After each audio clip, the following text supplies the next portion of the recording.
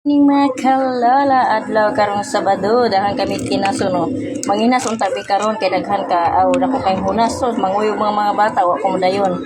Kani kuha ni sa akong pag-umangkon. Yan ay kani ngani singalan nani nakalimot mo ko ngani. Kani nalimot ko ngani. Kani siya aninikad. Mo sure ni aninikad. Kani siya ako pag-umangkon nagkuha ani. Daghan kayo, di ba? O libre ng ulam, butang ano din na to, kani siya, sa ngani siya, nakalimot ko aning mga kinasuna ba. Na mag-andam na tag-arpiril ani.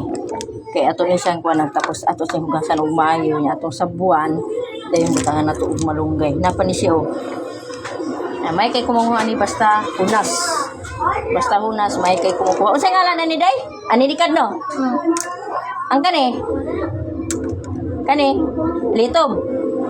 Nabalo sa ngalan ni. Kani kinasun.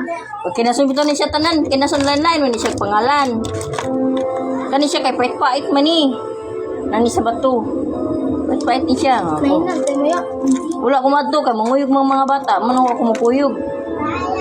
Kuha ni Junior. Kuha ni sa kong pag-umangkon, di ba? Di ba? Oh. Mo ni mga kinason. Saglit lang ha. Sana.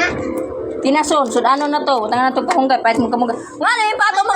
Kay patay, patay, patay ko sila babha. Wala, paraan. Kasi para anak. Tuslokon ba?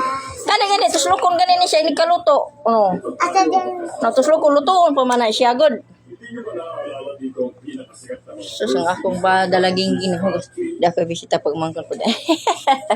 O yan na, iniguli. Magbayad sa kuskurente. Wala ka sa kumatos ko lungsod kay. Mabayad ko kurente ka. Maputla niya mi. Kay under na tayo ng appliances. Okay, bye. Thank you for watching.